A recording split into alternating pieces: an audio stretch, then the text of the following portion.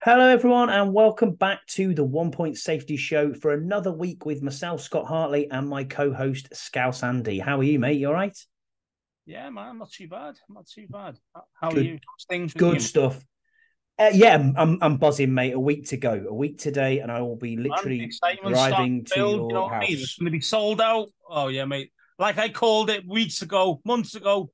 It was going to be sold out because Fan Snyder was gone, and it's going to be now. It's all standing room only type of tickets now. So Gonna yeah, be amazing. I Gonna be mean, I've amazing. heard people like Chris Bryant on this say he's never even experienced the full. He's never even experienced the full sold out FedEx that was just purely like mostly our fans. He's just never experienced it and he can't wait either. And the things that he's done for that organization, you know what I mean? And he's never experienced anything like that. So, it's just going to be awesome being there, man. Tell you. Yeah, really interesting, isn't it? I mean, it's one of them where I look at it and think, yeah, you absolutely spot on. You did call it. Got to give you props to that. So well played, Scouse. They released yesterday in the news. They released that the standing room only tickets are available for FedEx. I think there's only 1,000. Mm. So when you Well, there's think not of it many like places that, to stand, is there? Let's face that's what it. I mean. Yeah, Aren't there? there's not many places That's to going to stand stand. next to the players on the I tell you trust. what, mate. When you're up in them 400 seats, it looks like it makes your knees buckle. That, mate, it is. You think the top of St James's Park is quite high up? I've You been, ain't I've seen been at St. nothing. James's Park as well. It's grim up there. Yeah, yeah. You think that's quite far? It's The away nothing. fans always get stuck at the top, and They do. They do. I've been there away. Yeah, it's no fun. Getting But nosebleeds. yeah, I'm really looking forward to it next week. So this time next week, I'll be tucking, getting my head down, panicking probably because I know that I've got to drive to your house in the early hours of the morning, and then we'll go from there. So yeah, a Well, bit of a you've got mixed. to pick up the $1 million Of merchandise, aren't you? course, I You know what have. I mean? Yeah. I You know know what what you're I'm saying? saying. That's Yeah, why you're feeling a bit stressed out about it. your show No, firm needs to arrive. That's it. yeah, you're not and wrong. then and then we'll meet the king of Washington podcasting from the UK, Mr. Burrows. We will meet him in Dublin and then set sights for DC. So yeah, I'm really looking forward to that. Not long now, and it's been a long time coming as well. I'm really looking forward to this. So No, yeah, in news, really, there's a bit of news this week off the field. We'll get into the breakdown of the 53. We'll gloss over the Cincinnati third preseason game, and then we'll go for a few questions. Really, I suppose that's where we've got to go from there. First bit of news was Jason Wright appeared on B Mitch and Finley show. Also, if you haven't listened to that, it is on the Beltway podcast, the Beltway football podcast with Mitch Titchler and JP. If you want to listen to that interview, it's on there. He talked a lot of things there. He talked about strategy, he talked about the three priorities that they've got, which is fan engagement, talking about the community, and then really building that winning culture. That's what they've been talking about from the Hog group, as I'm calling it, the Harris group that's took over the team. And then if you think about it that way, he did mention the big burning question that people have been speaking about was the name change. Are they looking to change the name? Obviously, the previous name of Redskins has been brought back up into the forefront again, talking about people's it's there now. Are they going to bring it forward? Are they going to go back to the old name? And he categorically said, no, period. This is not, we're not going back to the old name. Thoughts on that then, Scouse? What do you think? I mean it was to be expected, wasn't it? I mean, at the end Yeah, of I think the so. day, I mean, don't get me wrong. I'm a big advocate for the Redskins name. I've grown up with it, and that's a part of my heart, if you want to call it. So Commanders, yeah, I'm not really fussed about this name, to be fair. And so I don't mind when they've said they probably will look into a name change, but it won't be the Redskins. No, again, I get it. I understand. Personally, I don't think it's that racist, but I know some people might be offended at me saying that. So, I definitely I understand both points of view from the name. Um, but for me, it's kind of just got to kind of we got to move on to a certain extent. You know what I mean? Like I'd love a little bit of like kind of a what's the look for a compromise, shall we call it? I'd be loving something like okay, change the name to whatever, like Wolves, Red Wolves, whatever you really want, but have like the emblem, take the W off and put an actual emblem of the old school. So even use the actual Redskin logo because that wasn't actually the problem. It was the name. It wasn't the Yeah. logo. or use the spear, the old spear we used to have, something like that, so we can bring it back to the past, but then we can still move on. Do you see what I mean? But we can cling on to that as people who've been a fan a long, long time. Do you know what I mean? So I'd like something like that personally, if it's possible. I mean, I don't know what Josh Harris has got in mind, but hopefully be able to do something like that, and then I think that would appease a lot of the fans. I think when you hear Jason talking though on that interview, and in general what we've heard from the group moving forward, I don't think this is a big priority for them. I think Oh, it's obviously not the first up, is it? I mean, they've got maybe 3 or 4 things before the name change. Let's face it, if I'm an owner of this, and let's face it, because they've changed the name, it is a new franchise. Let's face it, at the end of the day, it's a new franchise. So for me, there's no loyalty to the Commanders name. And let's face it, Harris has bought it from, and let's face it, this is known as Dan Snyder's team, the Commanders. So I know for a fact he will change it. I have got no doubt he will change it, but it won't be anytime soon. You're looking probably 3-4 years. I think it was something to do with when the new stadium comes along. I think when that's going to be built, that's when we'll have a new name, start new, fresh, complete. And I think that's how it's going to be. So don't get too bogged down to it now. Do we need the name change now? No, because I don't think they're going to do it. We mentioned last time when we went through this name change, it took 2 years to do all the full research, the trademarks, everything else that needed to go involved in it to make this decision. So, if a stadium takes 4 years to build, which it's about the going rate, isn't it? Let's face it. 3 to 4 years, depending on how well you've done with the builders. But so realistically, you're looking probably 2 years down the line from now before they even start to look into it. Yeah, I agree. I understand exactly where you're coming from. And I think that's right. I think this is not a priority for them. As this said, Jason said in that interview as well, they're looking at how we involve the community. They're looking at building a winning culture, and they're looking at making sure that the fan experience is something that you're going to get when you go to FedEx Field. Now, I'm not saying that FedEx Field is perfect in any way, shape or form. It certainly isn't. But from what we've looked at, I mean, he's talking about $40 million worth of investment into the stadium. Before we start week 1. So from the off season to now, there'll be $40 million. I thought it was over that. I thought it was a lot more than it, like 140 mil. Yeah, but sorry, 40 million investment from now until week 1. So in what, a week? Yeah. You know what I mean? That is mental when you think about it. Just crazy. 100%. But that's the thing. At the end of the day, this is what he's been left with, isn't it? This is like it's like a game of poker. This one, it's kind of like this is the cards you've been dealt with, the hand you've been dealt with. How do you manage to win the hand? And at the moment, it's going to be about upgrades to a certain extent. It will be, making it, as I say, the fan experience better. So making sure that everything is looking brand new to a certain extent. Now we know it's not going to be brand new, but at least hell of a lot better than it has been.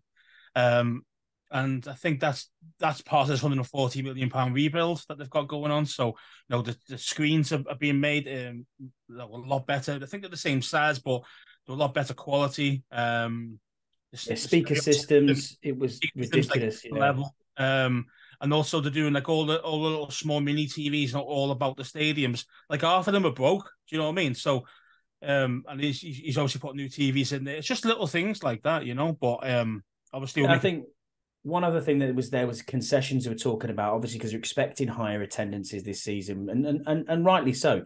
It's getting concessions down. It's using things like wireless payments. It's making sure that the queues are going to flow properly. All of that is what they're trying to invest in. So you might come out of your seat, and as soon as you get into the queue, your payment's taken. You've got an area where you can collect it. I know a lot of these bigger sports venues do that. If you go to Twickenham, for example, you've got like kind of a serve your own beer section, not like an honesty box, but you turn up and there's a beer waiting for you. You put a code in and away you go, collect your beer. It's a lot quicker.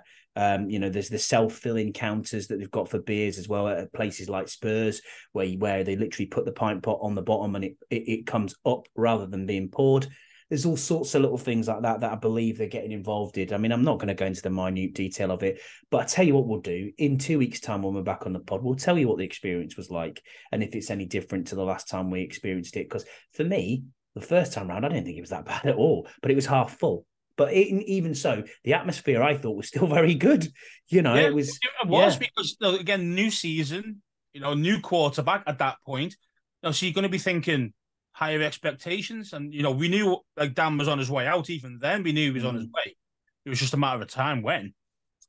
So everything was looking as geared. So, everyone was really excited at the start because everyone has new hope every season, especially at the start of the season. They're like, yep, we're going to go in there, we're going to start smashing teams up. And then, we actually looked okay. I mean, some mistakes, yeah, and we could have lost the game as well. 100% we could have. Absolutely. But, we put points on the board, which is nice because we didn't really do that all season. So, hopefully we'll put on another big showing. I hope so. I really do hope so, and I'm certainly looking forward to this.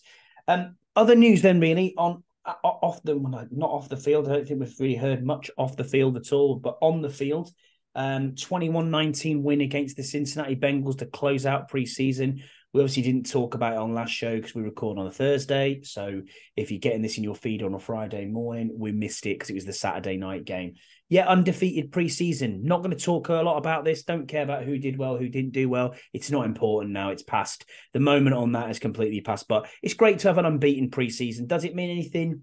Probably not. But I suppose confidence breeds confidence, doesn't it? Yeah, exactly. Yeah. It breeds winning, doesn't it? You start to win games back to back, which is something that we don't really do that often. Let's face it.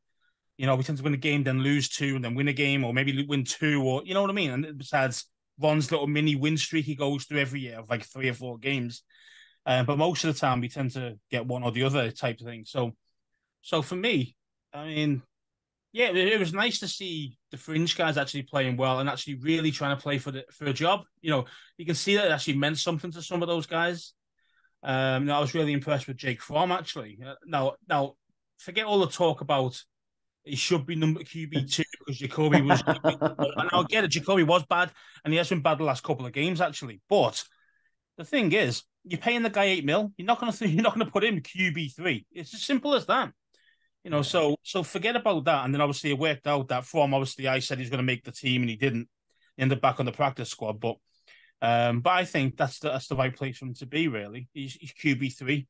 That's what he should be. I agree with you, mate. And the other thing I suppose to come out of that this week was Ron, again, I don't know if he has brain farts or if he's got used to not being the GM. Yeah, if he's not used to like not being the GM, and he's now thinking, hey, you know what, I don't have to play my cards close to my chest anymore. We had the EB comments earlier in the off season, and which weren't helpful. And now we've had Sam Howell comments from Ron. If I'd have known sooner what he was like, I'd have played him. Yeah, do you put anything into that at all, or not? I mean, yes and no is the answer to that, because of course, if you are the head coach, you should know what every single member of your team, your squad, and your 53 members, and it should be, okay, Sam's only doing a certain job. He's going to be part of the scout team. He's going to be being told the plays that they're going to run, that the defense wants to play against. So he's not doing anything off script. He's not really commanding anything. He's just doing, going through the motions, really, which is fair enough. So you're not going to really see how good that QB is in that role, if that makes sense. If you're asking him to all of a sudden go from scout team to QB1, where you've got to create all the plays yourself, you've got to speak all the plays, you've got to communicate everything, you've got to make sure the protections are right. There's a different level. Do you know what I mean?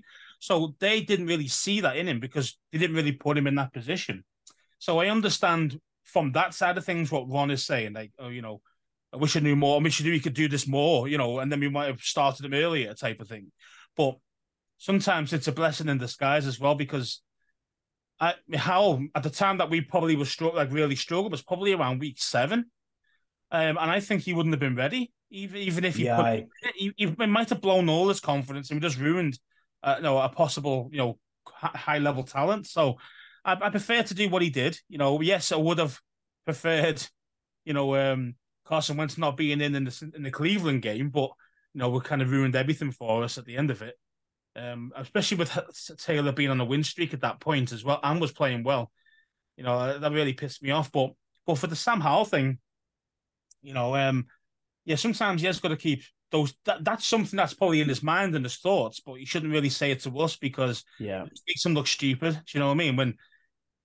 But the situation that Howell was in and how the coaches were, Ron was never going to be told anything different of like, oh yeah, this guy's the real deal, or you know what I mean? Besides, he's got a strong arm. Well, most quarterbacks have got a strong arm. Do you know what I mean? So yeah, I mean, it's one of them, isn't it? You can't put man. you can't put much stock into it. You're right in what you're saying. He probably shouldn't have told us what his thoughts are. You've got an inside voice and an outside voice. It's time to put the inside voice and make sure that stays as the inside voice. We all do it at times at work. We are, the inside voice becomes the outside voice. Yeah, but when you're in front of the, you get in trouble, don't you? You get in trouble. You do. You might say something out of turn once, or might come across the wrong way, and you're like, oh no, and then you're there, before the man getting bollocked. Do you know what I mean? So, yeah, you're in HR. Yeah. It's so true, though, isn't it? So yeah, sometimes you ruin that. So we are there, yeah. He has to kind of keep his head, you know what I mean, and kind of go, well, yeah. You've been at work with me this week, Scouts. It happens to me all the time, man. I'm a guy who wears heart on my sleeve, so you can see when I'm pissed off, or you can see when I'm buzzing, So, and women know how to wind you up. Do you know what I mean? Because I work with women, you see. Yeah. I know exactly where you're coming from. It's all right though. But yeah, it is one of them we're on. I think sometimes he does have these moments. We've had that I'm the effing guy. I'm the one who picks the quarterbacks. We've had the can we make the playoffs? I didn't know we couldn't. We've had all sorts. It's Ron. That's the way he is, unfortunately. And I don't put any stock into it at all. You're right in what you're saying about Sam Howell. I think if we brought him in early last season, he can shoot his confidence. I listened to you on the bunker, and shout out to Jesse and Andy, obviously your co-hosts on that show. Great show, and it was a great episode this week. I really, really enjoyed it, actually, to be fair. I think the difference in, the way that you guys are bouncing off each other is clear to see. So keep up what you're doing there, boys. I really appreciate listening to you. I listened to you on there, and you made a massively great point about Zach Wilson, and you're exactly right with that. How many times do we have to look at these quarterbacks and think to ourselves, you were ruined because you were thrown out there to the wolves far too quickly? Look at the guy who went from Miami, or went to Miami from the Cardinals. And then he's nowhere. Josh Rosen, massive, big. Everyone big. He had a chip on his shoulder. How dare you pick me? Was it 10th or 20th or something like that? Yeah. How dare you pick me this late? I'm going to show you lot. And then he didn't even do anything. Didn't even get a game. How bad he was. And that's the thing. Sam Darnold, you could argue, was the same. Decent quarterback coming out, and then you brought him out too early, and that's what happens. This is obviously when you reach, and the thing is, though, you do reach for quarterbacks. You reach a quarterback because you're hoping that this guy is going to change your franchise for the next 10, 15 years. That's what you're hoping for every single time that you pick somebody who's got some real talent. And everyone says, oh, the college game, it's more like NFL now and all this. No, it's not. It really isn't. It's a serious step up. Some teams do an NFL style offense. But 90% of the college teams don't. Have you ever seen those things when a guy lifts up a big card on the back, and it's like a picture of a snake or something, and the QB knows exactly what that is. What the hell is that shit? You do not see that on the NFL. You know what I mean? Snake eyes today. Just a big sign saying "Big Jumbo." That's what I mean. It's a different game. It's a different. Nearly a different sport, to be honest. Almost. It's like the difference, I suppose, in our terms. If you think about football in our world, it's like the Bundesliga to the Champions League. There's a totally different, or Bundesliga to Premier League. Totally different levels. Completely different. And it's and I always find it funny when people say, "Oh, these guys they're going to come out, they're going to hit the ground run, they're going to be the bollocks." 9 out of 10, they don't. I mean, if you're a true generational talent, which always gets banded around a lot. If you genuinely are, then yes, you can probably come in there and start doing it straight away. But even them ones are still struggle first season. I mean, yes. So you look at Andrew Luck, for example. He was really good. Rookie of the year. It was RG3 rookie of the year. I can't remember the offensive rookie of the year. One of those two. RG3 was, I think. RG3. Well, look at a really good season anyway. But when you look at high level first round start QBs that end up being starters day one. Most of them have sucked. Well, look at Troy Aikman, lost 13 games. Yeah. You know what I mean? And he was a Hall of Famer. And shit, and he's not. You know what I mean? But obviously, he put his head around it and became a lot better. But a lot of guys can't always handle that pressure. It's and you suck, and then I'm done. In recent times, who are we talking generational talent? I mean, Kyler Murray was bandied about as a generational talent. I never rated him because he's injured too small. But yeah, Facebook player. So he was way too short for the position. I mean, way too short. And that's why everything he does is rollout. Everything he does, it's a rollout every time.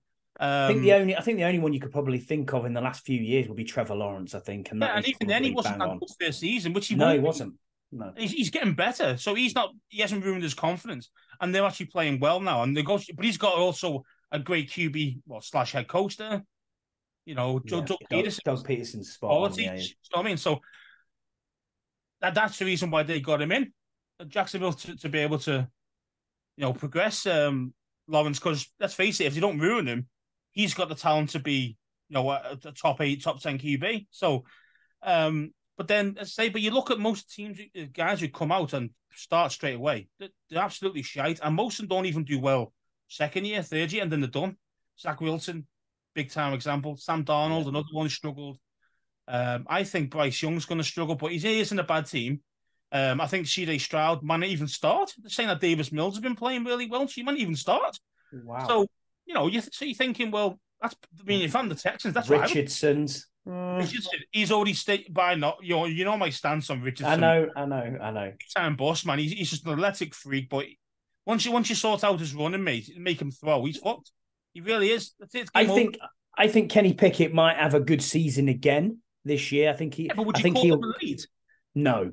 I think he's. A middling. He's a middling quarterback for me, and he will be, and that's probably his ceiling. He, to me, reminds me so. I know he went first round, but that QB class was gash. Let's face it. It was rubbish. It was a rubbish class. Only him and Sam Howell. They're the only two actually any good. Well, Malik Willis. I mean, come on. Absolute dog shit. You know what I mean? He's okay. I was on his for this season. That's why I was on his train. I was on the Malik Willis train. I hold my hands up. He looked amazing. He's just like a slimmer version of Richardson. Yeah.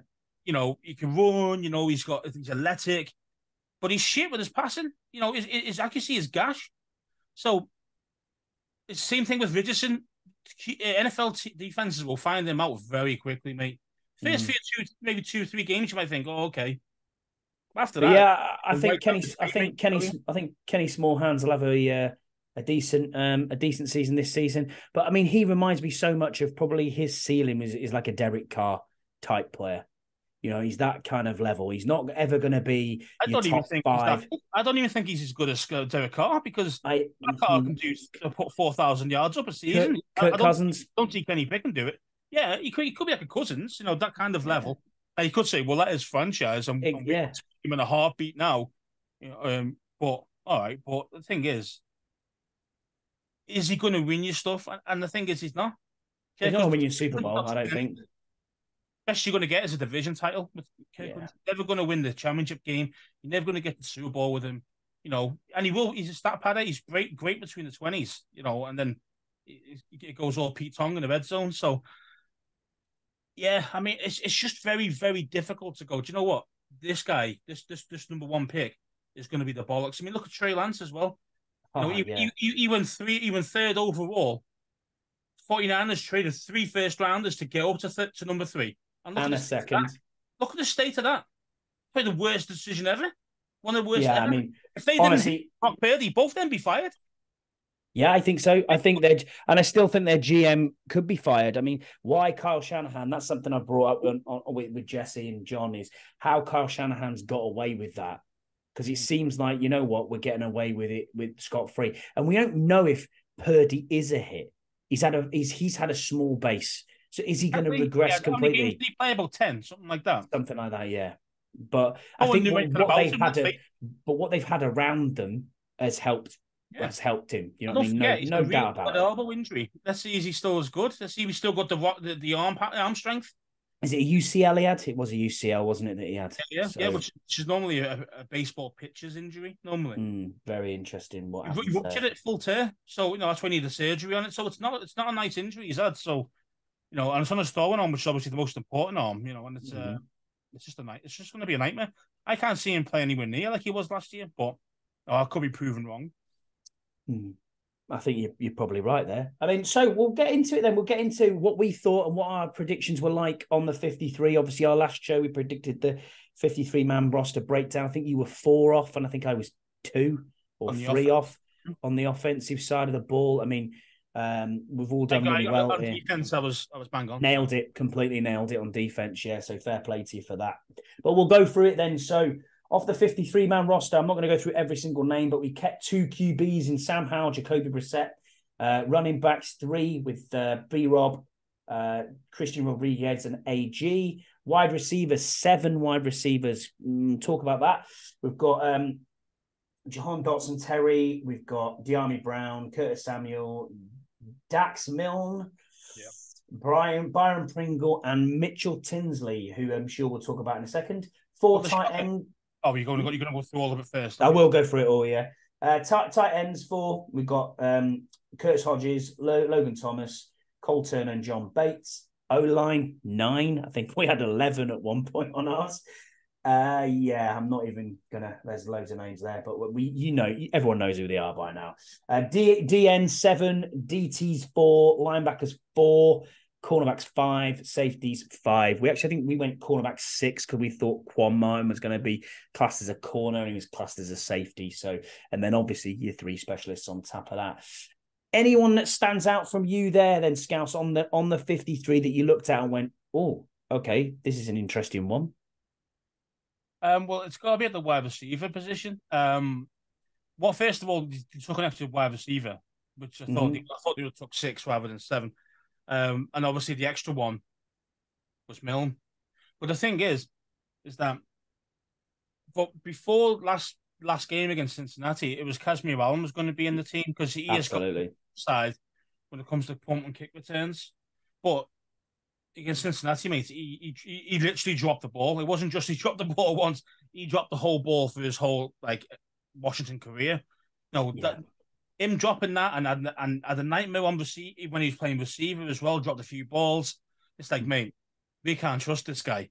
So the muff punt and then fair catching within 5 yards. I mean, what's he doing? Yeah, let it bounce into the end zone, or get the hell out of the way. And I think that was a big error. But obviously the muff punt was an awful error as well. But the thing is at least you're not. I mean, Dax Milne, you're not going to get any great shakes, but what you are going to get is a solid pair of hands. He's not going to drop the ball. He had 1 fumble. I think he got nailed at the same time. No, yes, he got meant to be a fair catch, and he got destroyed by a guy hitting him at the same time as the ball got there, and that was the class of the fumble. Which so he's got really safe hands. Yes, he's not good. He's not going to move the needle, as in, is he going to burst one for 40, 50, 60 yards back? No, he ain't going to do anything like that. He's going to get you 5 yards max on the return. But what would you prefer? Would you prefer some guy with a massive high upside, but also massive risk of dropping the ball and leaving yourself stuck at fucking 1 yard line, or even worse, they get the ball and take it to the house for a kick return or a punt return, or do you go for the safe pair of hands and just play it, see where the ball lies and just go from there? And I think they've taken the safe option. Yeah, I think that you're right there. I think they have taken the safe option. It's one of them. I want him in the team. No, I wanted him cut. I said I might want he's cut. Not even practice squad. I said he was cut. And obviously he's made it because Kaz Allen basically messed up at that position. Yeah, unfortunately, that's exactly what it was. It's you look at it and say, well, okay, you had the chance and the opportunity to make this 53 Kaz Allen. Unfortunately, that third game has basically sealed it. Yeah, he played himself out of the team. And I think he's now got to show himself on that practice squad, which we'll get into a little bit later. And if he proves himself on that practice squad, then obviously, we've got to look at it and say, okay, what is actually happening here? What is he going to do on the 53? Can he get on this 53? Can he make it? You're fucking trash. Yeah, maybe. I think that's right. So I just had interestingly on that. I mean, Ref the District, and shout out to Ref the District pod. If you haven't subscribed to them, go and subscribe to them. They put the stats up for Dax Milne from 2022.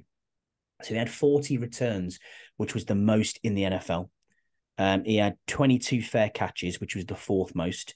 He had 1 fumble, as you just discussed there. And then he had 7.8 yards, which was 12th in the NFL. amongst guys with 25 plus returns. Zero 20-yard returns, but the NFL only had 3 punt returns for touchdowns all year. And it works out of all of the punt returners that were in the NFL last year, he actually came out in the top 12. He was 12th.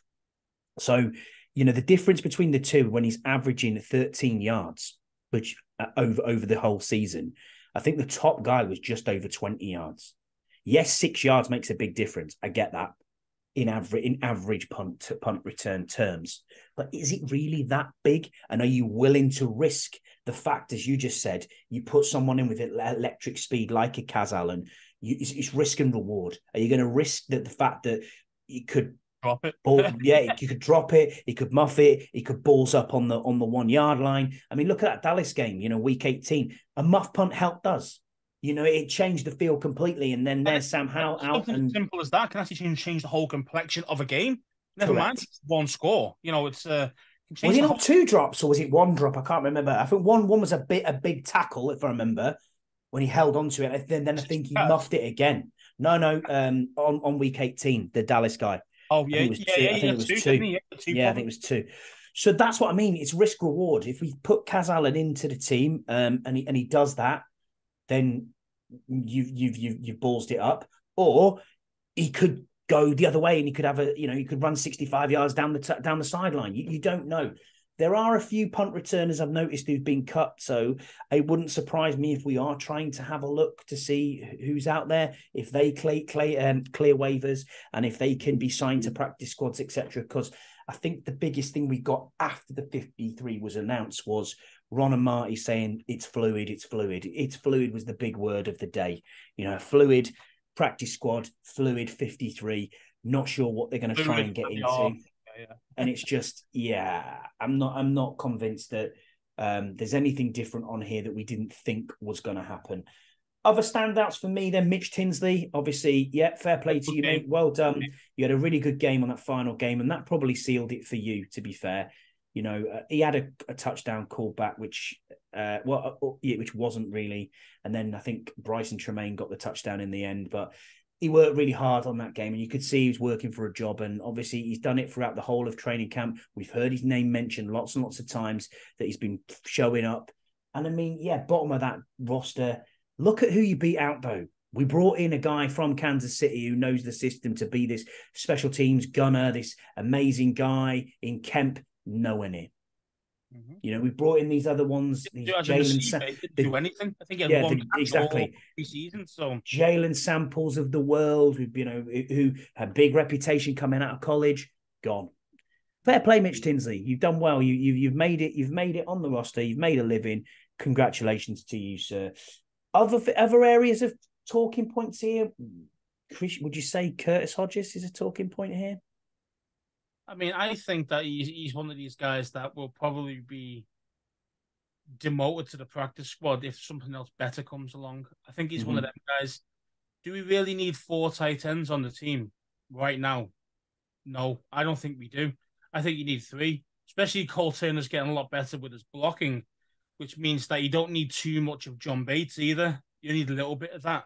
Because let's face it, if you can do it all, if you can be that true, you haven't got to be a great blocker, but a good blocker, and then be great in the receiving game, then that's tight end 1 type of skill set. Does that make sense?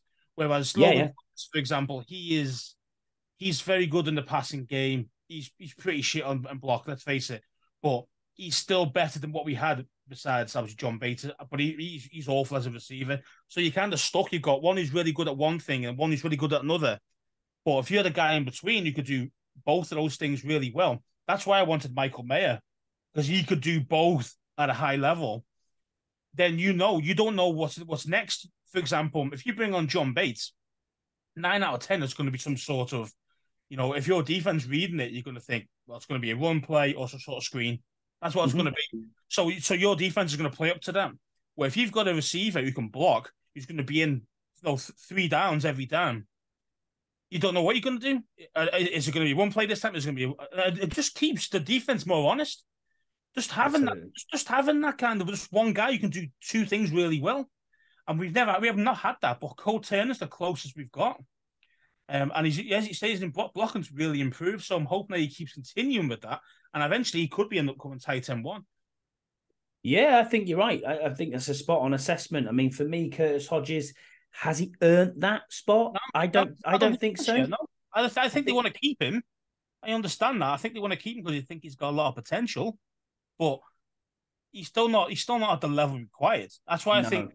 if someone's better, not for tight end necessarily, but just another player that you might need a roster spot for, Yeah, I reckon he'd be the first person out, and then you put I agree. squad, and some of the dude would be cut from the practice squad. That's how it probably work.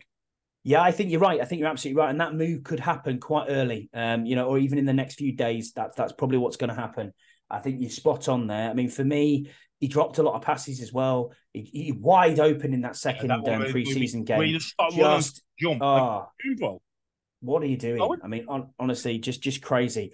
And then I initially thought, is this maybe cover for Logan Thomas? Thinking, is Logan Thomas all right? But from what we've heard from him directly, horse's mouth, he said, I'm absolutely fine, I'm ready to go. And if season was tomorrow, I'd be ready to go. So for me, okay, that's cool. the I thing mean, is, though, is that you still got three tight ends. yeah. I mean, okay, if Logan goes down, you've got two, and then you might need Hodges coming back up. Mm-hmm. But I kind of understand why Ron selected him. But I do think that is a spot that's going to be used for something else. I really do, especially if they do genuinely believe that Logan's ready and raring to go week one. I can't see Hodges staying on the 53 at this moment. And then the other one that was a bit surprising was obviously, looking at that. I mean, is Trent Scott, who has made it on the O line. Boy. But honestly, though, I don't think you pay someone just over $2.5 million and think, you know what, we're going to cut you. He's obviously paid him a little bit more money to come from Pittsburgh. He's got experience of being in the NFL. But I think tackle depth is where we were struggling. And I think he does just keep that little bit of tackle depth there. Is he good enough to play the position? We are like literally clutching at straws here because, as I said before, these guys are the top of the spear anyway. You know what I mean? Honestly, if you look at it, you've got to think about it from high school, then into college, then into the NFL. You got to go some to actually make an NFL roster. To be the guy who's the bottom of the roster, the 53rd person, you are still an elite talent at this game. And we forget that as fans sometimes. We forget that and go, oh, he's trash, he's rubbish. I think it's just kind of the problem that we have is that we see what they're going up against. Yeah. That's the problem. Like the defensive tackles nowadays and the defensive ends are just ridiculously athletic. Like it's not even a joke anymore. It's like, no one's less than 300 pounds who can run a 4.4, who've got ridiculous strength, who can do probably 30 on the bloody, the 225 bench press, and mow guys down. Mm-hmm. So, and most teams have got at least 2 or 3 guys on their team that can do it.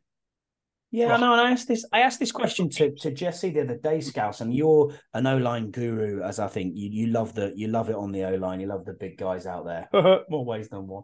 Really? But yeah, it honestly, if you look at it, if you look at it, do you think it's because it's become an unsexy position now, the offensive line? I mean, we do still see offensive linemen coming through the draft in the top first rounds, but it used to be like that was your cornerstone, your solid person, your top pick. You're always there. It was either quarterback, O-line. That's where we go with it. There is the occasional one who comes out and you go, oh yeah, this guy's amazing. The lad who's at Penn State who's gone back to Olafalami, I think he's called. He's gone back to Penn State this year and committed again. When he comes out next year in this next upcoming draft, he is some left tackle. So I'm really hoping we could get that sort of player. But it's funny. They go top 5 anyway. It doesn't matter. Yeah, of course they do. But it's funny, isn't it? Because now, as you said, you look at that, you've got your Jalen Carters, you've got your big DTs, you've got your ends who are coming through. They're all massive human beings. Yeah, they're unbelievable. Like the 6 and that's where you get, get paid. You get paid in them positions. Yeah. Do you think that's what it is? You sacked it because everything's about sacking the quarterback. Of course it is, yeah. You get to the quarterback, you miss knack of his timing up, then you've got a great chance of winning. Simple as that. And that's why it's so important to have a great O-line to be able to handle that. Now, I understand you could say, well, you don't really need a great O-line. You can scheme it differently. You can do this and that. And I understand that.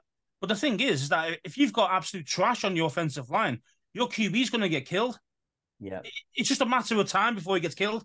Like, it might not be week 1, it might not be week 2, but someone's really going to hurt him because, let's face it, these QBs don't get hit. Have you noticed that in preseason? Not in games. I mean, I'm talking like in practices, and the bodies aren't conditioned to be smashed. You see what I mean? Yeah, they go to the gym and they look good and they've got muscles and all that, but it's different when you're trying to condition. When some 350-pound guy you can run a 4.4 at you and hitting you as hard as he can. Yeah, you only get that in games. Do you know what I mean? So I'll be honest with you. I'll be totally honest with you, Scouts. Yeah. If Quinton Williams is running at me, I'm going to shit myself. Exactly. You're running away, and you still catch it because he's that damn fast. Exactly. You know? Yeah. Do you know what I mean? So this is the thing. You see, we've seen someone to forget like how important O-line really is, especially if you've got a quarterback who's going to be like the real deal. You know what I mean? Thinking like that he's got the chance to become something really good. You need an O-line to be able to protect them properly. Why do you think Jalen Hurts was really good last year? He had a great O-line. Exactly. And there's only really, like Jesse's pointed this out as well, he said, look, there's only probably 5 or 6 teams who've got an amazing O-line. The rest of them, like, keep kind of old 5 teams though, are deep in playoffs every year. Oh yeah, but the kind of guys who are the other ones are guys who are older and are bouncing around from team to team maybe. But there seems to be a bit of a dearth at the moment of younger offensive linemen, or the offensive linemen that are younger that are coming out are not proven, and that's part of the problem. And as you said before, coming from the college game to coming into the NFL is a totally different sport almost. I mean, look at Sadiq Charles. We've talked about him many a time on here. I think it's a big-time difference from a quarterback, though. More lineman. You know, O-line is still the game, if that makes sense. Yeah, okay, the names might change and stuff, but the protections are still similar. So it's not as massive. The difference is the pure athleticism and the speed. That's what I mean, yeah. On the tackles ends. If you're a tackle, that's why most rookie tackles really, really do struggle, especially first season, because they're not used to the speed. It's as simple as that. These guys are different beasts he's taking on. And don't forget, I mean, you mentioned about lack of experience, in the college game and stuff like that, and these guys have unproven. Well, we've got a guy there, Stromberg, who's played 4 years straight. Yeah, best center in the SEC every game. Yeah, didn't miss a game. Not injury prone, knows what he's doing, and he's looked good in preseason. To be fair, first game's a bit meh, but then second and third game's really good. So, experience matters. It really does. It really does. Yeah, it really does matter. And I think that's why for me, I'll be always looking for a tackle who's played 3 years in the college game. Every time, that'd be the minimum for me. That'd be like on my list of requirements. If I'm looking for a tackle, I don't care what the name is. Or this guy might be great 1 year, and he's only played 1 year. Well, that's not good. You need a full body of work to say, okay, this guy's played 3 straight years. How good was he? Has he improved every year? Has he got worse every year? Do you know what I mean? Those type of things. And if he's improving every year, that's a guy on my list. You see what I mean? Yeah, absolutely. So, and I think it makes sense rather than just taking pure potential where the raw is hell. That's why I hate people taking quarterbacks high when they say the raw. But they're not ready then, are they? So what's the point in wasting your first round pick on someone that might be a bust and more than likely, because due to the actual percentages, will be a bust? Mm-hmm. What's the point in that? So get myself something a bit more proven. Sam Howell, proven. Yeah, proven. You're right. And obviously, we've got what he's doing. We'll go on to the defense, which you called spot on. So fair play to you. Totally. Yeah, hands off. I'll give you a little clap. Well done, Scouts. The only 2 moves there, I suppose, on the DN side would be Andre Jones made it. Fair play. We kind of knew he was going to make it as a 7th rounder. Nice. Good for him. Very well done, especially if you're the last pick. You can be on that bubble then thinking, am I going to make this? Casey Toohill's made it as a veteran. He was probably on the bubble as well, probably thinking to himself, am I actually going to make it this year? But every time he's been in, he's been solid. And I can't say anything about that. If I look at the DTs, All 4 of them DTs are starting elsewhere. Absolutely no problem with them whatsoever. And again, the DN depth now, I think this is, we talked about it before. I think this is pretty sweet. I think we're looking at that thinking there's a lot of these players who have been situational pass rushers who've come in and done a job. They could start elsewhere. Linebackers, cornerbacks, safeties, not going to go through all of that because we know exactly where we are. I suppose the only one I can look at there and say on the corners is, well done, Danny Johnson. You're not going to get cut now and then come to the practice squad, then get called up, and you're not going through that cycle. You've made the 53. Happy days. Bit of IR news then there was on the day. You obviously put Braden Daniels on the IR with a rotator cuff injury. Okay. Whether that was a rotator cuff injury or not a rotator cuff injury, we don't know, do we? Don't know. But obviously, fourth round pick, actually. Sorry, I was going to say fifth. He's a fourth round pick. Hasn't really worked out for him, being honest with you, in the preseason and in training camp. He's not really shown what we thought he was going to show. So needs a lot more work there, especially if we talked about there. 100%. But don't forget, I mean, you're looking at Ron, for example. His track record is he never cuts a draft pick. No. He never cuts him. So obviously this guy, he knows he's not ready. So he's like, well, I don't want to cut him. I don't like cutting my draft picks. So I'll find another way to get him on, the kind of team somehow in an about way. And look, they did it with Hodges the year before. They did, you're right. He had a mild neck injury and then IR for the whole season. Same thing with Daniels. Why? Because he wanted the year to develop. So this is it, you see. This is the funny thing. It's all these IRs, if you were called on IR on the cut day, on the 53, you are done for the entire season. So we will not see Braden Daniels, his red shirt in his first season. Can't he designate one or the other, as in like short-term and long-term IR? No. After the 53, you can. You could go onto the PUP like Von Miller. He went onto the PUP list, physically unable to perform, which means you'd go short-term IR for 4 weeks minimum. After cuts, so after the 4 p.m. deadline on the Tuesday, as it was, that is it. It's locked in. If you're on IR, you're on IR. That is it. You can't be after that time, after 4. So it could be 5:10. You could go, right, okay, actually, we're putting this guy on short-term IR. That's totally fine. We've done that the times with 2 of the dudes, haven't we? Yeah, we'll talk about that in a second. So Jonathan Williams was also stashed away as a running back on season-ending IR, as was Kyrick McGowan, a wide receiver, Caden Smith, who was a tight end we picked up from the Giants, and Brandon Dillon, another tight end. Not sure why there was so many IRs, but we also pay out injury. We also already had Amani Rogers on IR as well. Three tight ends on IR. Three tight ends straight on IR. And then you've got also your boy as well today. Yeah, so we'll get on to that. I mean, practice squad we'll go through, but a few active roster moves here. Abdullah Anderson, who's a defensive lineman, and Tyler Larson, second choice center last season, probably third choice now behind Ricky Stromberg. They have been called up to the active roster, and they are in place of defensive tackle Phil Mathis, who has gone to IR. Not sure whether that's short-term or long-term, but he's on IR. Yeah. And short-term IR, which is a minimum of 4 weeks. Mm-hmm. We've also put on my lad, defensive end F.A. Obada, who apparently has a patella injury. Not sure. He said it's just his knee's not right, basically. So not happy. I didn't ring him, obviously, and say, "Hey, FA, what's going on?" But I thought you were that close that you could have taken. Yeah. We're boys, yeah.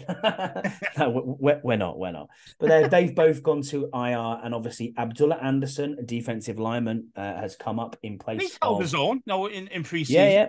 What I saw of him, no great shakes, but he wasn't awful. Come up. So. And F.A. Obada's obviously gone, and Tyler Larson's come up in his place as well. So we'll get on to the practice squad. Then obviously cuts happened. We didn't put any waiver claims in at all, which actually did surprise me a little bit. I thought we'd probably be one of them going, hold on, we haven't put any waiver claims in here. So we got all the way through waivers. All of our players who we cut also got through waivers. Not a single player was taken elsewhere, which probably says a lot, really. Not many teams out there are looking for it. But actually, in the entire NFL, there's only 16 waiver claims in total.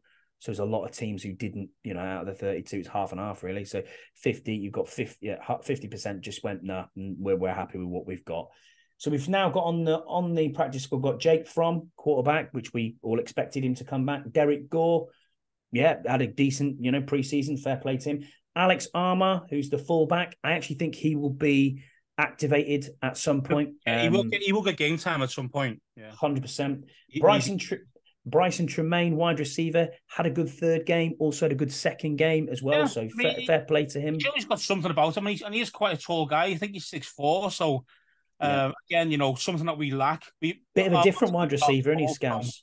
He's a different receiver. Point of the reason why they got rid of Kemp as well, because let's face it, you need one, especially the way we play. We only need one tall kind of receiver, and I think Tremaine would be it if we ever needed one like that. Taz Allen also made the practice squad, which we talked about a little bit there. So he just needs a little bit of time, maybe, so they can trust his hands, and then maybe they cut Milne later in the season. I don't know, but watch out for that one.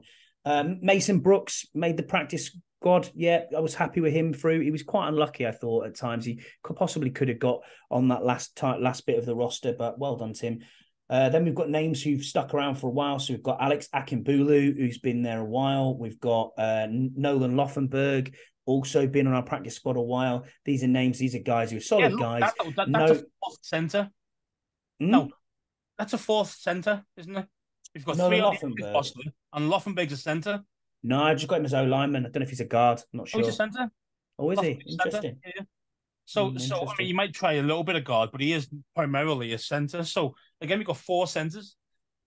Interesting. But he's been around a while, and these are guys who solid. They know the playbook. They're happy. You can trust them. Fine with that. Jared Jones-Smith, offensive lineman, who we signed from the XFL, if I remember rightly.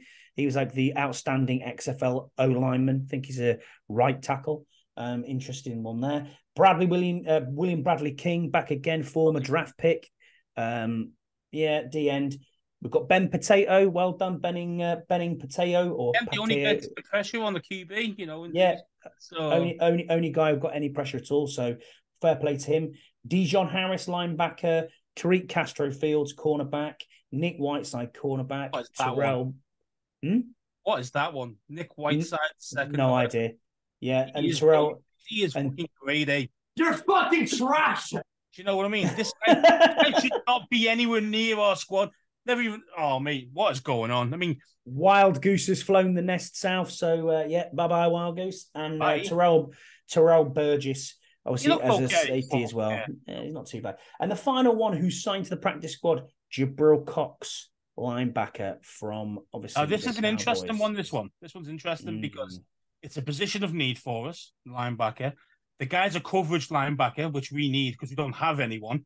He's the exact opposite of David Mayo, for example. I think this guy could make the roster and pretty damn fast. I really do. And the best thing about it is that Dallas wanted him back on their practice squad, and he went, "Fuck off! I don't want to hang out with you boys anymore. I want to go somewhere else." Someone who actually rated me, and we had a high grade on him originally when he came out in the draft. So he chose us, come to us. So even better, stick two fingers up to Dallas. He's already a favourite of mine already. I don't even know how good he actually is on the field, just because he's done that. So he's in 2020. He was in the 2021 draft, 4th rounder, pick 115 out of North Dakota State. So 6'3", 233 pounds. What is he? 22. So not old. Yeah, he's not old, but he is probably the one I'm looking forward to straight off that roster to think, do you know what? I think he's making that team. Him over Mayo or him over Kaliki Hudson. See, that's the risk, you see. That's the risk. But to be fair, I think he's going to take over Jermaine Davis. Well, especially when he's going to be gone. Let's face it. We're going to. Speak of that, that's today. I think it's been put back to May. I think it's been put back to May from what I've seen. Sure. I think someone in our I think it's going to jury trial in May. I think we're going to find out today, man. I said, I'm fuming. No, I think it's going to actual jury trial. So, it'll be interesting to see what happens with that. I'm furiously Googling as we talk here. So, Jamin Davis set for jury trial for reckless driving. So jury trial in March 2024. So we got all year to play. with Jamie Well, Davis. I'll tell you what, his lawyer needs paying very handsomely, man. I'm telling you. So now he's available season now, then, isn't he? I think he probably does pay his lawyer quite handsomely. So I mean, okay, so that's the case, and he's definitely going to be available. Then obviously it's going to be.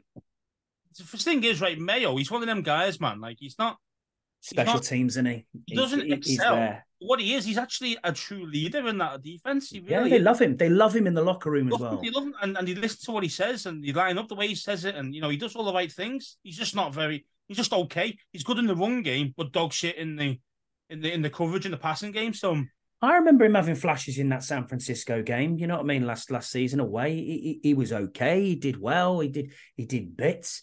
But I think when you put him against the guy who got absolutely poleaxed, I can't remember his name, the other linebacker we kept signing, he was absolutely hopeless. John Bostic, thank you. His ankles are still on that field. His ankles are still broke from Saquon. Yeah, he's still done. Yeah. I mean, honestly, we look at this roster now, you've got to think that's hopefully an improvement. But I haven't been that impressed with Cody Barton, I'll be honest with you. Not certain. Everyone says he's been really good in practice. There's no the Baltimore practice and all that. Maybe I'm not certain. I'm going to give him the benefit of the doubt at the moment. But yeah, I mean, even though I like Hudson as well, but obviously he's the first name's going to be close. If this Cox is anything near that going to be, then there'll be Hudson out first. Barring any injuries, obviously, to any other linebackers, it'll be him on the practice squad, Cox in, and see how it goes. But we'll have to see how it goes, and hopefully no injuries, touch wood, and we never see the guy. To be fair, let's hope so. Yeah, let's hope so. And that's pretty much about it then, Scouts. Obviously, this time next week we'll be ready to roll. We're looking forward to week 1. It's going to be an absolute sellout. The standing room only tickets will be gone as well. The tailgate is going to be just crazy. I think I think this is going to be an interesting. A very interesting weekend. We've never seen anything like it. I think this fandom hasn't seen anything like it in 20 plus years. We've had a couple of sellouts, but where they've been sold out, it's always been like the Philly game was sold out a few years ago. Been like 70% them. Exactly. And now this time it's going to be like 90% us because that was travel. They don't travel. They don't travel, do they? So that's it. So it's not many. So it's going to be very, very interesting to see what happens. 90% split to us, man. So if we somehow lose this game, I'm clotheslining dudes, mate. Me and you are standing outside that player's tunnel, clotheslining dudes. That's what's happening. I am not flying 5,000 miles to watch us lose this. If it's not 44-0 at halftime, something's gone wrong. No, I'm not predicting that. But Washington will do Washington, and guarantee will be down with 4 minutes to go in the fourth quarter, 3 points down, and we'll pull it out the bag and. Everyone will be like, oh, thank God for that. It was a sweat. I really hope it's like the Texans game last year where we know it's over at halftime and you can just go, yeah, let's just put our foot off the gas. Cheers. Mm-hmm. That's exactly what you want. Chill out, have a beer in the stands, have a great time. That's what I'm looking forward to doing. Win, lose or draw. It's going to be a great weekend. We're going to see football, real meaningful football, week 1 next week, Scouts. I cannot wait. I know you've got to spend an 8-hour flight with me, and we've got to live with 4 other dudes in an apartment. It's not going to be very nice, but it'll be good fun. I'm looking forward to it. So shout out to Keith, shout out to Jesse, shout out to Burrows, yourself and me. It's going to be a crazy weekend with Tim Meek. We're meeting the boys at the Burgundy Zone, the other boys at the Bleeding Burgundy. We're meeting up with other people. We're meeting up with Deuce. We're meeting up with Freddie. All of the content creators are all seemingly in the first 2 rows. Paul's not far from us from the UK side as well, so fair play to him. And it's going to be epic, I think. We might do a pod next week. I'm not certain what we're going to do. Might push one out early doors, maybe you might find it in your feed at the same sort of time. I know we are going to do a vlog where we'll probably put little bits together for YouTube of our journey and what's happening over the weekend, and hopefully some predictions and things like that. So maybe we can finish the pod off with predictions. What do you think? Or do you want to wait for that until we do a show next week? What do you want to do? Do it now? If you want. Oh, yeah, we'll do it now. Then let's do it now. I was going to sign off then, but we can do it now. Let's just do it now. So what do you think then, going to look at this game, week 1? What's your prediction for that against the Cardinals? Well, I mean, they are definitely in tanking mode. So, obviously hoping to get the superstar Caleb Williams next year. See, I don't understand this, Scouse, because Kyler Murray's contract is just ridiculous. It's 50 million. Like, are you seriously telling me 25% of your salary cap is going to be on Kyler Murray next year? You've got no out for 3 years. 2027 is the nearest out, where it's like a reasonable price to pay him. He's not going to get shipped off to somewhere, and they're going to pay that contract. No one's going to trade for him without that kind no chance. Unless you trade in like a 7th rounder and someone's willing to take that cap space on. But that's the biggest teams with the cap space is like us, the Browns, maybe the Falcons might look at it. But as I said there, you've got just over 200 million. You're looking at pretty much 20% of your salary on one player. 100%, yeah. He's definitely crippled them financially for a long period of time. And the thing is with him is that he's threatened so many times to go and play baseball anyway. So he might come back and go, fuck this. I don't want to be NFL player anymore. I keep getting hurt. Let's go and play baseball. Everyone says he's good enough to be a high draft pick if he actually went into the MLB. So he's meant to be really good shortstop, supposedly. So we'll see what he does. He's definitely out for our game. He's out till probably week 12, I think. Yeah.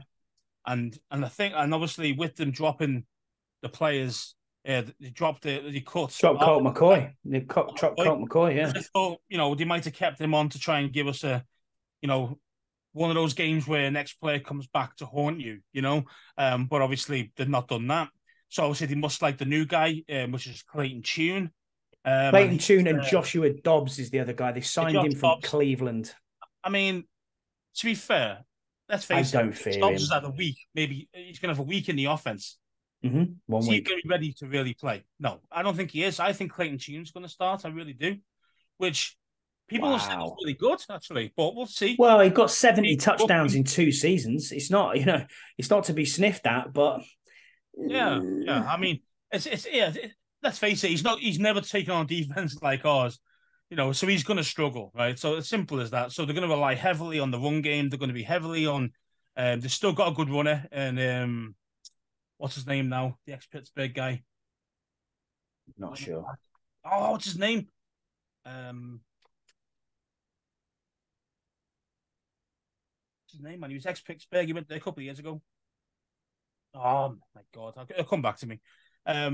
But he's really good. James Conner. James Conner. James Conner. Yeah, so he's a really good running back, and they're going to rely heavily on him in our game, which is obviously plays right into our strengths because he's going up against our D tackles. So they're not going to. Let's face it, they shouldn't produce shit. Let's face it, they should not get anything more than say 10 points max. Absolutely.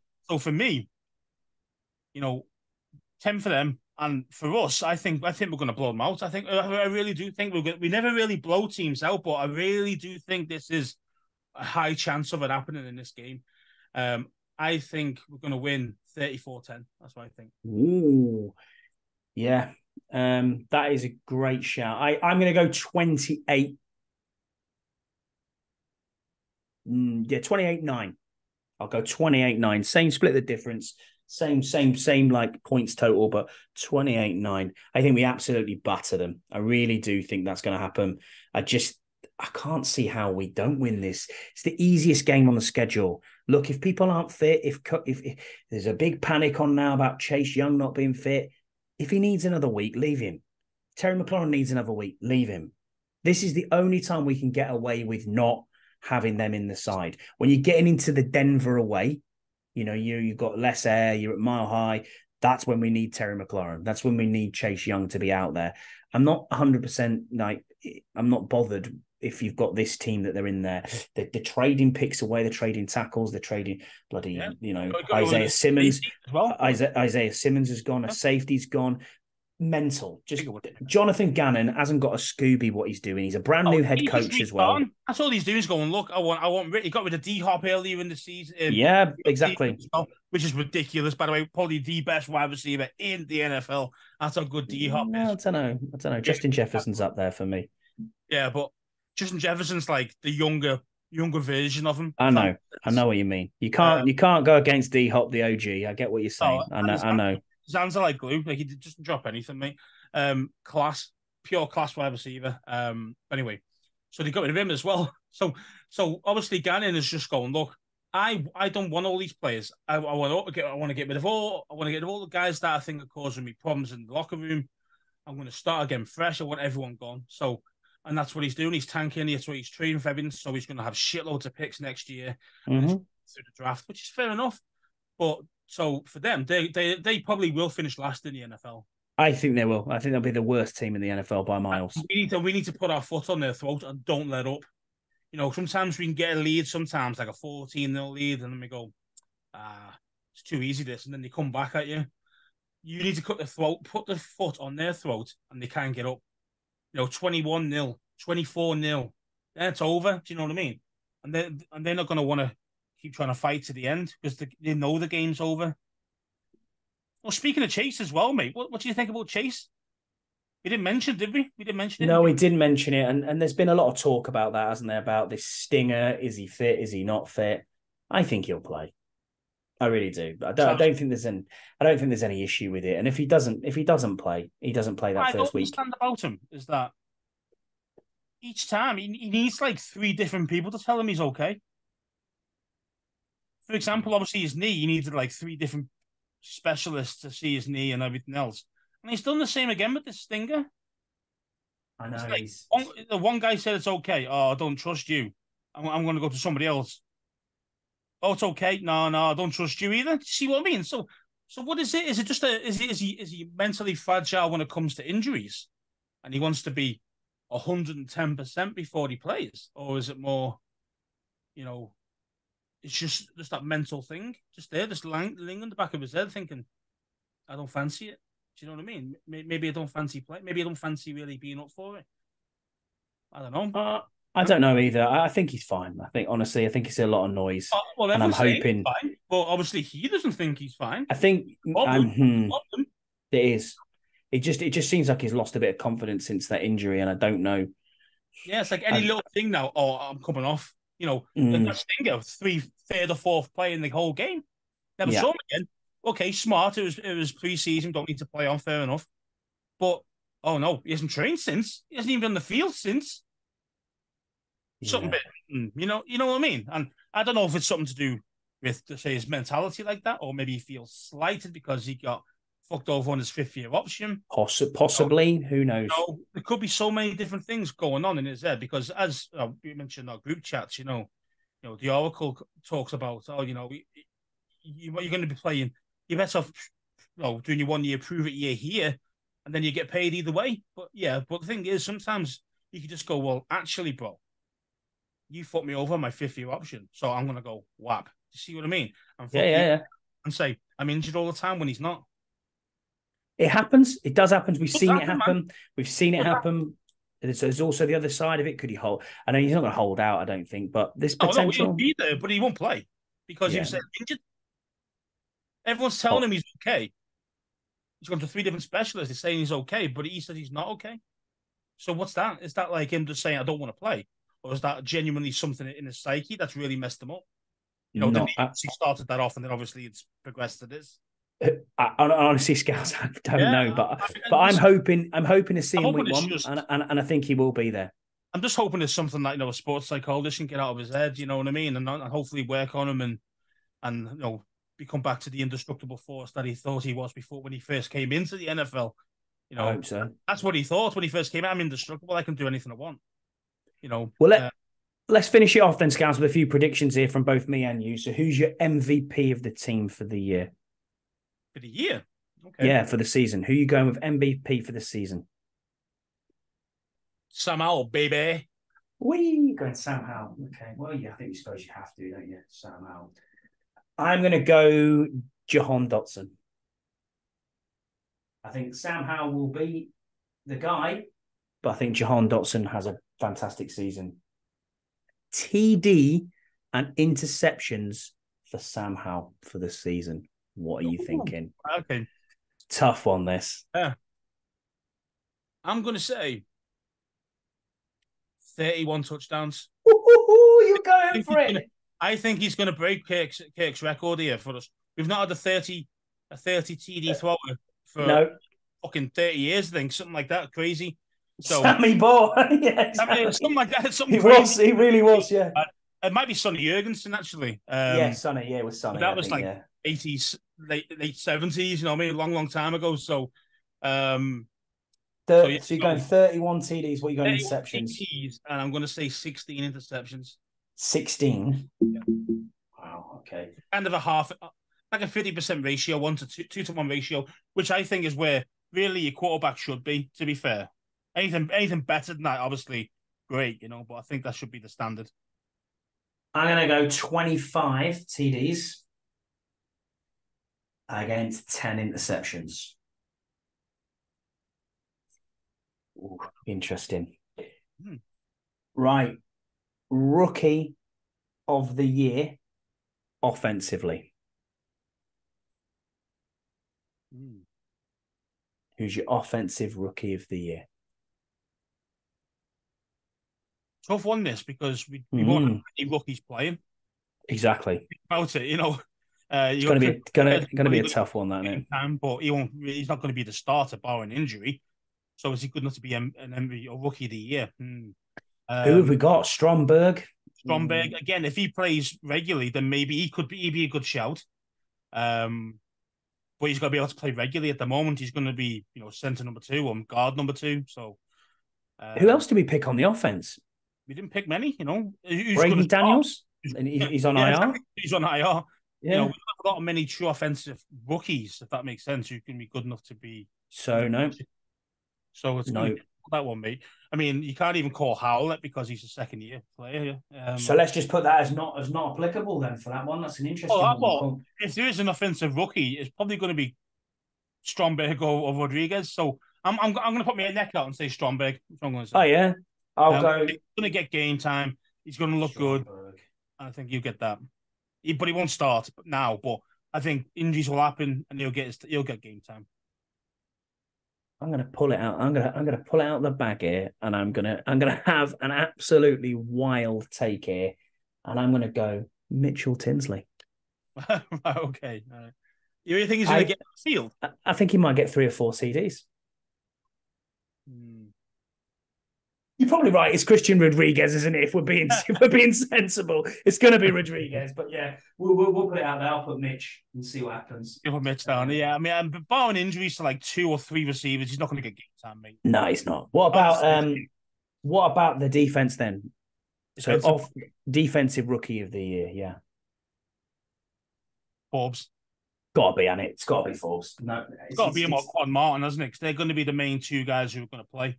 Of course they are, yeah. But you would say it's going to be Forbes. Forbes looks the better one, the better prospect so far by quite a mile. So, and that's what you want from a first round pick. You want him to be the person who does that. Exactly, yeah. This guy's a good player, you know, and this is what you want. So here's the big ones then. Offensive player of the year for the team. It can be the same as the MVP. No problem at all with that. Normally will be, wouldn't it? If you're a true MVP, you would think so. If you're in the offense, you would be an offensive. So you're saying Sam Howell? Yeah, I'm gonna double up on Sam. Even though Terry be a great shout as well, but I'm going Sam Howell there. You're going Sam Howell, right? Yeah, but I'm going MVP as Jahan Dotson. And defensive player of the year. Ooh, this is a big one. Yeah, this is a lot more. This is one you think, I don't know it. Dudes on the defense, like, so it's very different. We have. I mean, for me, I always look at who's the most important players. Mm-hmm. No, I don't mean who's just a great player, but who's the most important. You know what I mean? And for me, it's Cam Curl. Ooh. So you're going Cam player, because if he doesn't play, that DB backfield. You're absolutely right. You're absolutely right. And no matter how good your defensive line is, they're getting the ball out early. You know. So you're going Cam Curl, yeah? I'm going Cam Curl. Wow. Okay. I think he's the most important player on defense. I am going to go Montez Sweat. Ball out. Didn't go really far wrong with any of the D line. You know, you can. I'm just trying to go out there something that I feel is the most important player on the D, and I think he's the most important player. And what did you predict for the game? It was 31-10, did you say? 34-10. 34-10. Oof, and I went 28-9. Okay, interesting. Since we've done this 53, since we've had training camp, we've had pre-season, has your mind changed on your record, where you are with the wins? I know Canada Mike, bless him. Shout out to Canada Mike. He tried his 12 wins with you. 12 wins, I'm calling him from now on. 12 wins, Mike. Yeah, 12 wins, Mike. What are you saying? Have you changed your opinion on where we're going to be on the record? Because I think we both ended up with about 7 or 8 wins, wasn't it? No, wasn't many. I had a 10-win season. Did you have a 10-win season? Did you? I think we're still going to be around that because, even though I'd like to be ultra optimistic, as rah, yeah. You know what I mean? Like, I think, we're never going to be absolute dog shit where we're going to be like 3-14. It ain't going to be that, and then it ain't going to be, 14-3 either. To see what I mean? So you're going to be somewhere in between because that's how we roll. So for me, are you saying 10-7? Yeah, I'm still sticking at 10-7 at the moment. I just say this year we just got a lot. I know we probably say we've got better, which we definitely have on offense already. But you're looking at the other teams. You're looking at the quarterbacks we're playing this year. It's just different. I've just had a look back in the Big In Boss book that we've got in front of me, which some of you may know from the other shows. You did indeed predict a 10-7 record. I predicted a 9-8 record. And I'm exactly sticking to where I am. I don't think we hit 10 wins, but I do think we get 9-8. But I could see a bump. There's a game there that we probably think, yeah, okay, we're going to beat that. These games we could probably nick, or we shouldn't have nicked, or the other way around. We should have won and lost. These things happen. It's the NFL, But yeah, man, I mean, last time we won 12 wins. You know when that was? 1981. Wow. That year we actually won 14 games that year. Mm. We've not won anything since then. We've not even won anything past 10. And the problem is, with Ron, it's always around 500. It's always there or thereabouts. That's that one-off season that he had when he went all the way to Super Bowl. Yeah. I think they were like 14-2, I think, that year. They were the Panthers, yeah. But it's just... got beat in the final. But yeah, it's yeah. Let's call it now 17-0. We're going all the way. Yeah. I don't know. But yeah, thanks for being with us this week. Thanks, Scouse. Thanks for everybody who obviously downloads and listens. Really productive. Again, the numbers have stayed steady. We are flying, and I don't know why. What's happened with the algorithm? It's gone mental. So thank you for to our velvet tones, mate. Maybe that's what it is. But yeah, thank you all for downloading, subscribing, and watching on YouTube. Really appreciate it. This podcast is available in all of your podcast platforms. I am Scotty H84 on Twitter. Scouse is ScouseAndy20 on Twitter. And we have the Twitter handle for the show, which is 1PointSafety4. If you want to tell us anything, if you want to come back to us with anything, any questions that you've got, anything that can make this show a little bit better, or other things that you want to see. I won't do a Keith Gray. I won't be sitting on here naked or half naked. That's not going to happen. But yeah, if you do want to...